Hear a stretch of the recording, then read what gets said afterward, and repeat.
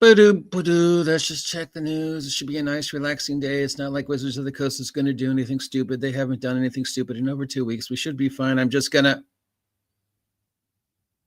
God damn it. We're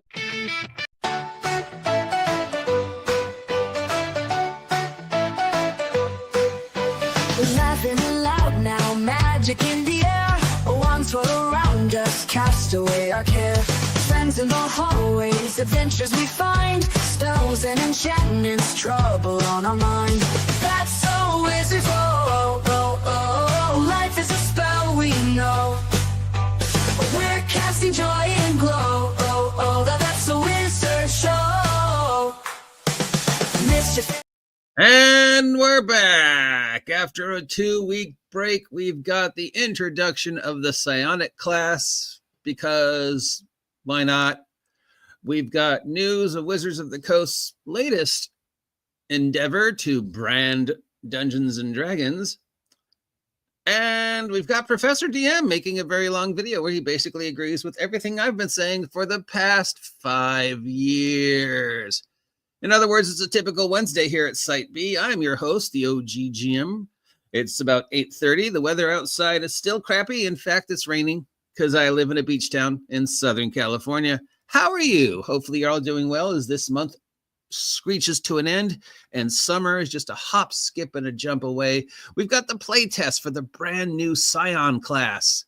I don't know what book this is going to be in. I don't think there's anything coming out this year unless they show up in the Forgotten Realms book that would be psionic, but maybe there's a surprise book coming up. Maybe they'll be in the surprise horror book that's coming out in October, because yeah, it's a big surprise what your October horror book's gonna be, as long as you ignore Mackenzie Diam's exactly telling you what it's gonna be. But yeah, new horror. And now we've got new psionics, or it's for something for next year. Raise your hand if you wanted psionics back in Dungeons and Dragons. Yeah, it's just another magic class. Let's take a look at the playtest. It's up on Unearthed Arcana for free. We've got the Psion class, who is a master of psychic powers. They're a D6 intelligence-based class. At first level, they get the normal stuff. Let's see what their powers are. Well, it's listed as spellcasting. So it's not psychic powers, it's spellcasting. It's got something called an energy dice. And at first level, it's got psionic powers. The psionic powers include telekinetic portal, telekinetic propel, or telepathic communication. They've got something called subtle telekinesis, which is basically the mage hand cantrip. And you can make the spectral hand invisible when you cast it. It already is invisible unless they decided not to make it invisible anymore. Second level, you get your psionic discipline. You get your psionic mode, your psionic attack mode, your psionic defense mode. At level 3, you pick your subclass. Level 4, you get your ability. Level 5, you get psychic restoration. When you finish a short rest, you can regain expanded psionic energy dice, but no more than a number equal to half your number of hit dice, blah, blah, blah, blah, blah. Once you use this feature, you can't do so again until you finish long rest. Okay. Level 7, you get a psychic surge, where you get to roll more dice. Then level 19, you get an epic boon. Level 20, you get your extra life force. Psionic disciplines include biofeedback, destructive thoughts, devilish tongue, ego whip, expanded awareness, id insituation, inner aim, psionic backlash, psionic guards, swift progression, and tactical mind. Your psionic spell list is up. All the spells are just normal D&D spells. There's nothing special. And then we've got the psionic class called the Metamorph, which allows you to change your body around. We've got the Psi Warper, which lets you teleport. And we've got the Telepath. There's new spells that are basically just the old psychic abilities renamed as spells. We've got Intellect Fortress, Psychic Scream, Psychic Lance, Astral Entity, which lets you summon a monster, blah, blah, blah. We've got some new talents. This could have just been a sorcerer bloodline. It could have been. Oh, I got a comment already. Do Psionics really feel appropriate to the standard D&D theme of medieval but magic? That's not the standard D&D theme anymore. It's not medieval but magic anymore. It's I think more akin to steampunk now, isn't it? I mean, I don't know. The core world is still the Sword Coast, which is, fantasy East Coast, with Waterdeep being New York, which is weird because Wizards of the Coast is on the West Coast, but the Sword Coast is the East Coast. But okay, whatever. Maybe now it's Seattle. I don't know. Maybe Waterdeep is Seattle. So no, but I don't know if these are going to be for D&D world or one of the Magic the Gathering worlds or whatever. I mean, it's a, it's a new sorcerer blood class. Oh, they are bringing back Eberron, so maybe it is for Eberron. I don't remember if psionics were in Eberron. I knew Eberron's big thing was Warforged, which we'll get to in a second. So who's excited about that? Who here was like, yay, I need another sorcerer bloodline. Yay, let's add a new spellcaster class. Yay, D&D 6 is, we're done with D&D 6, but we're going to add new things, which is basically just regurgitate old things because we have no new ideas and we don't need any new ideas because old ideas sell just fine. Anyways, I've included the link down below if you want to check it out yourself, but why stop there? Now, as we know, Hasbro / Wizards of the Coast has been unbelievably transparent with their plans for our beloved Dungeons and Dragons franchise. And they have been unbelievably transparent about those plans since 2020. I have been telling you this for the past 5 years, and yet there are still people who are surprised when they do something like this. This isn't new news, but it just came up again. This is actually something that happened earlier this year, but I guess they're finally moving forward with it. Hasbro Wizards of the Coast is a partnership with Games Global. Now, that might not mean anything to you, except unless you know who Games Global is. Games Global makes slot machines and other digital gambling. Yes, that's right. Wizards of the Coast Dungeons and Dragons is entering the world of Viva Las Vegas with D&D the slot machine, Magic the Gathering the slot machine, Eberron the digital pinnacle machine. I don't know. All I know is slot machines. I don't gamble. Digital blackjack, but the cards are themed like magic cards. They're going to be actual physical slot machines, as well as, of course, digital slot machines that you can download and play on your portable machine, of course. Don't worry, kids. Just grab mom's credit card and you too can gamble using the Dungeons and Dragons downloadable slot machine app. Ooh, yeah. Explain that phone bill to mom. Now, while this does seem a little counter to whatever it is Wizards of the Coast will have us believe the flesh and blood projection of what they want people to think, D&D is. Oh, look at this cute little Asian girl we have telling you how safe and fun D&D is, as long as you ignore all the horrible things she says. Look at all these happy, fun, biodiverse individuals. D&D is a safe game that you can play with your kids.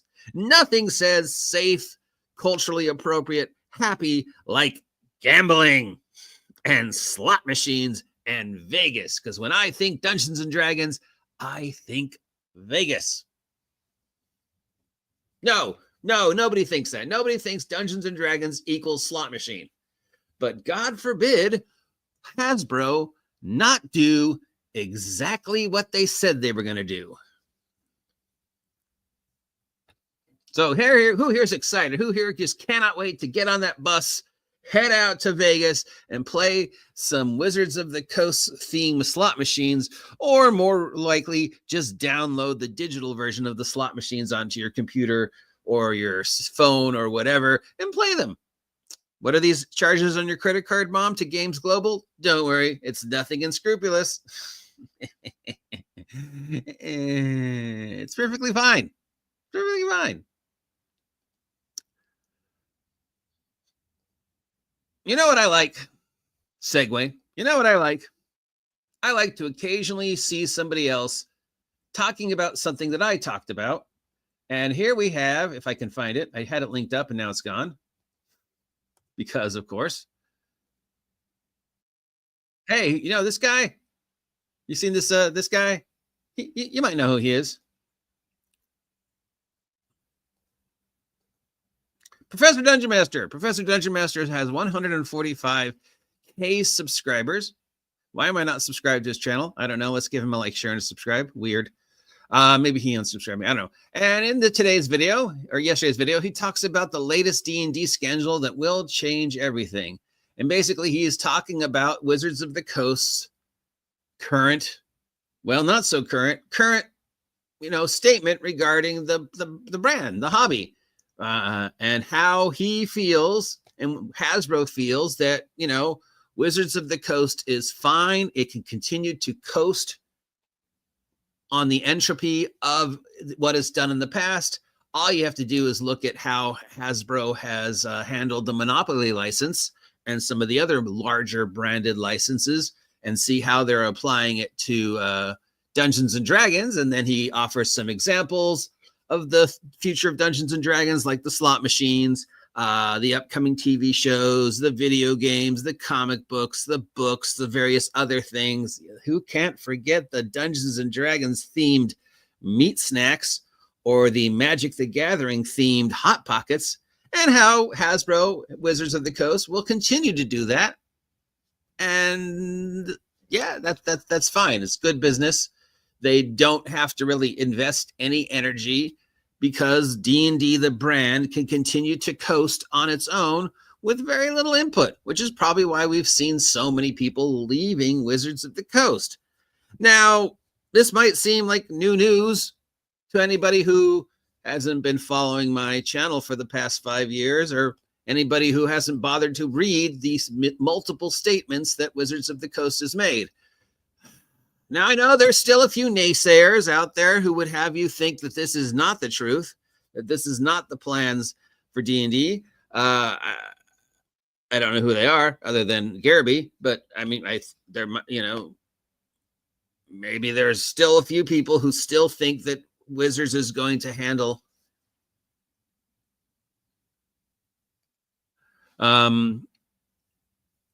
D&D appropriately, but no, guys. They have openly been telling you this is the plan since PulseCon 2020. There are dozens and dozens of articles, videos, recordings, quarterly reports when they have said this is what we're planning to do with Dungeons and Dragons. It starts from 2020 to 2030. It started around 2022, 2023. It's going to run through 2027. By 2030, physical D&D as we know it probably will not exist. But digital video game, AI D&D will exist, and D&D branding will exist, including the D&D slot machines. Because, Magic the Gathering originally came out in cigarette packs. Who remembers that? Who remembers when Magic the Gathering first came out and they came in packs that were basically repurposed cigarette packs? It even had the little gold thing that you unwound and the cellophane, and it was in a box that looked exactly like a cigarette box. Wizards knew what they were doing then with getting us hooked to an addiction. So them jumping into the digital gambling swimming pool should not come as a surprise, especially since they told you this is what they're going to do. They're going to outsource the content, outsource the brand. The actual product line, well, we know we've got at least 4 to 6 books this year, 4 books next year, plus 1 nostalgia book and 1 fluff book. So that's probably the plan going forward, is 6 books about every year, 3 to 4 actual quote unquote core books, 1 nostalgia book. This year's nostalgia book seems to be Ravenloft, and then fluff like the Dragon book. And that requires very little on their part, especially with the AI. So that's why they don't need Crawford or Perkins or all these other people anymore. That's why they don't need 1,000 people running it, because everything in the future can be handled by 2 or 3 people, since they're not actually going to be creating a game. And while this is disturbing and sad, thankfully, there are plenty of other games out there to pick up the slack. Even if you're a 5e fan, there's plenty of other games out there that are embracing 5e thanks to the new Creative Commons, because once again, they used the wrong one. So yeah, your 5e stuff, your 5e itch will still be scratched for years to come. If you're more of an old school like me, you know, you've got 1,000 different options to embrace your love for the old school. Trust me, if level-based D20 Gygaxian fantasy is your jam, you will be okay for years and years to come, no matter what Wizards of the Coast decides to do or not do with the franchise.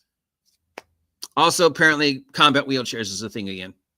I don't know why it is, but I've seen it mentioned a few times in the past couple days. So let's just nip that one in the bud. Okay. First off, what I have said and continue to say is, hey, if they want a combat wheelchair, that's fine. But then all my bad guys get one too.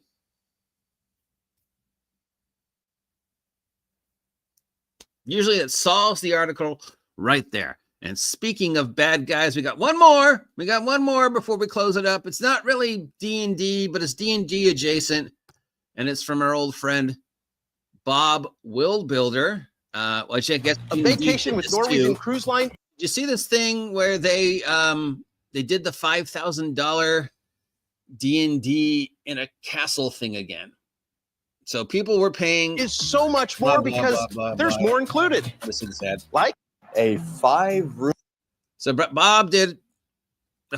People were paying Bob and Jeannie and other things $5,000 to go play D&D at this place, and yeah. And here's Bob talking about it. And I know Jeannie did one also. And oh no, poor Bob, he got paid $5,000 to play D&D. Oh no, I'm sorry. Perhaps it's just the Grinch in me. But if I had $5,000 spare laying around and I didn't have to worry about bills or my family, you know, just I won a $5,000 in the lottery, I wouldn't spend it to go play live D&D. I'd spend $5,000 to support my local game shop if I had one. There's a much better way for your D&D money. Instead of wasting $5,000 on a vacation so you can play D&D with somebody famous, I don't know. Why not do something more appropriate for the hobby? Like support your local game store or donate to a charity or buy games for your library or donate it to schools so they can have books and computers and a food program. You know, put it in a savings account so your children will get it. But yeah, don't give it to Bob Worldbuilder so he can run a D&D game. Not that I have anything against Bob Worldbuilder making money doing something he loves. God, you know, congratulations if you can do it. But I'm sorry, and maybe I'm just a humbug. But I just don't think Wizards should be.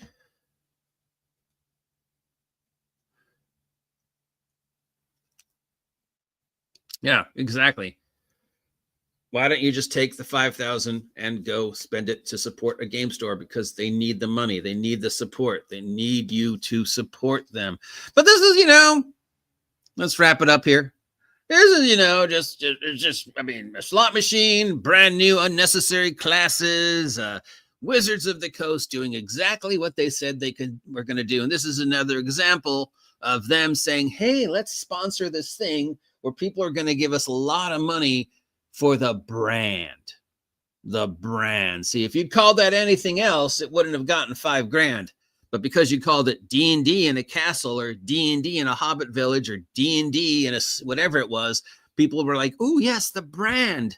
The brand. If it was Shadow Dark in a castle, I'm sure people wouldn't spend $5,000 on it.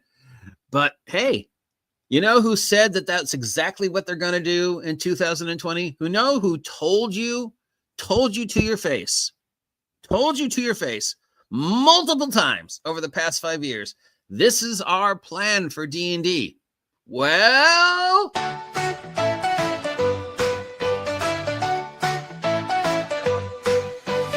laughing aloud now, magic in the air. Wands swirl around us, cast away our care. Friends in the hallways, adventures we find. Spells and enchantments, trouble on our mind. That's so wizard, life is a spell we know. We're casting joy and glow, that's a wizard show. Mischief in the classroom, potions gone astray. Flying through the quad, now brighter every day. Laughter we cry, hearts sneaking out at night. Cloaks in the moonlight, everything feels right.